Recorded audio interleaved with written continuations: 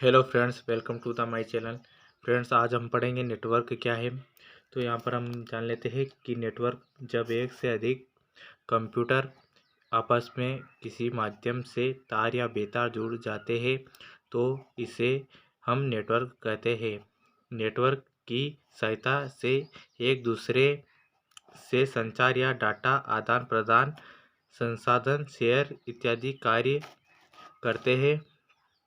Network से जुड़े हुए सभी डिवाइस नोड कहलाते हैं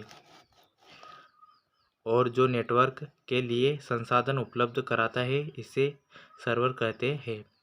दोस्तों, जब दो या इससे अधिक कंप्यूटर आपस में जुड़ जाते हैं वायरलेस के वायर के जरिए या फिर बिना वायर के, तो इसे हम नेटवर्क कहते हैं। इससे डाटा या इंफॉर्मेशन का आदान प्रदान किया जाता है। यहाँ पर आप देख सकते हैं ये कंप्यूटर है।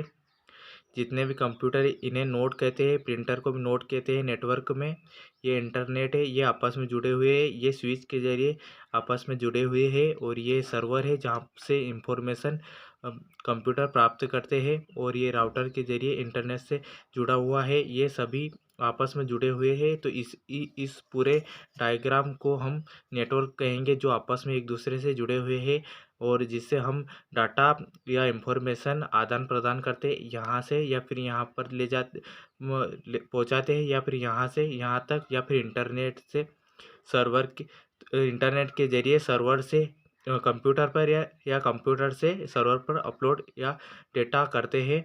तो ये सभी काम हम इंटरनेट के जरिए नेटवर्क से ही करते हैं। इसे ही हम नेटवर्क कहते हैं। इस पूरे सिस्टम को हम नेटवर्क कहते हैं।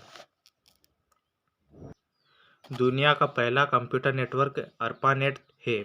Network connectivity device, bridge, repeater, modem, switch, hubs, router.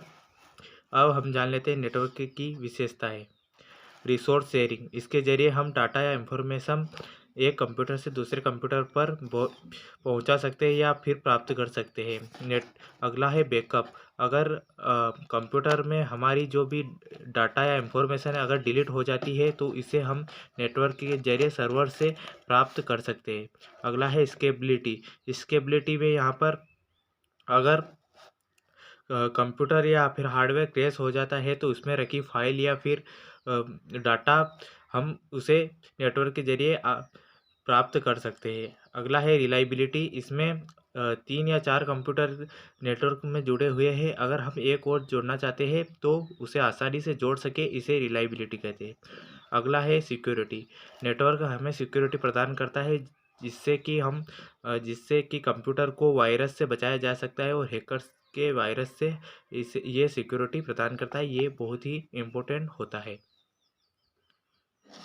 अब हम जान लेते हैं नेटवर्क के प्रकार। इसमें यहाँ पर मुख्यतः 4 प्रकार के नेटवर्क दिए हुए हैं।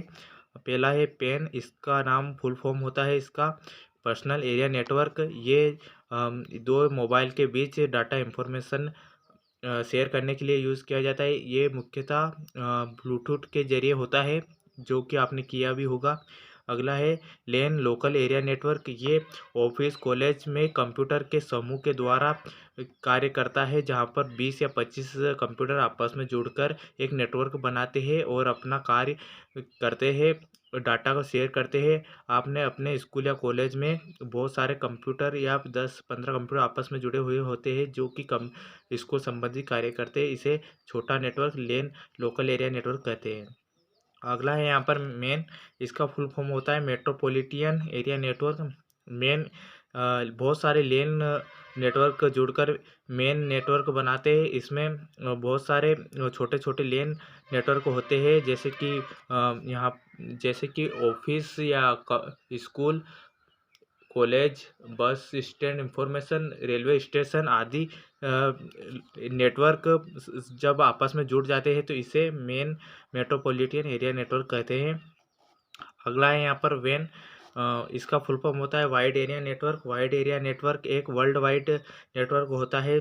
जैसे कि आपका इंटरनेट आज पूरी दुनिया में वैन फैला हुआ है, जो कि आपस में हजारों कंप्यूटर, लाखों करोड़ों अरबों कंप्यूटर आपस में जुड़े हुए हैं। इसे ही वाइड एरिया नेटवर्क कहते हैं, जो पूरी दुनिया में फैला हुआ है, जिससे हम एक कोने से दूसरे कोने तक दुनिया के इंफॉर्मेशन प्राप्त कर सकते हैं। इसे ही वैन कहते हैं, वैन नेटवर्क कहते हैं। वैन नेटवर्क बहुत बड़ा नेटवर्क होता है, इसकी रेंज बहुत ही होती है। और दोस्तों, अगर आपको वीडियो पसंद आए तो please like and subscribe my channel. Thank you so much.